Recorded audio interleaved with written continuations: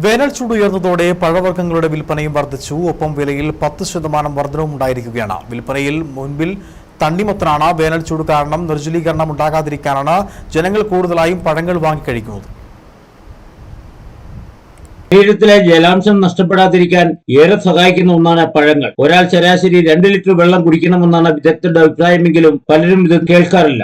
കടുത്ത വേനലിൽ പുറത്തേക്കിറങ്ങിയാൽ ചൂട് കൂടുന്തോറും ശരീരം തളരുന്ന അവസ്ഥ.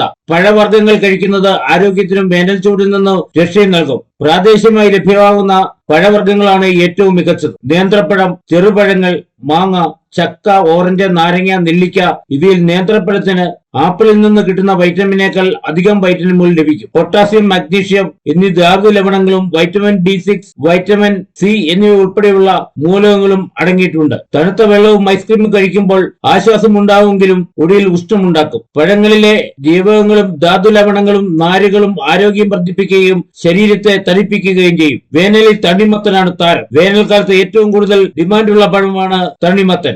വ്യാപാരശാല കൂടുതലുണ്ട്. ഒരു 10% വർദ്ധിച്ചിട്ടുണ്ട്. കഴിഞ്ഞ അപേക്ഷിച്ച് അത്രയും കച്ചവടം ഇല്ല. പിന്നെ എന്താ വെച്ചാൽ മൊത്തത്തിൽ സാമ്പത്തികമായാണ് ജനങ്ങൾക്ക്. അതുകൊണ്ട് കച്ചവടം ഇങ്ങനെ പെർമനൻ്റായിട്ടൊക്കെ പോകുന്നു. ഇപ്പോൾ നിലവിൽ വില കൂടിയിരിക്കുന്ന ആപ്പിൾ 20 ഓറഞ്ച് മുന്തിരിക്ക് വില കുറവല്ലേ. ഏത്തപ്പഴമാണെങ്കിലും വില താഴോട്ട് പോയി. പിന്നെ ഞാനിപ്പോഴും പഴങ്ങളൊക്കെ ശരിയായിട്ട് നിൽക്കുന്നു. 60-40.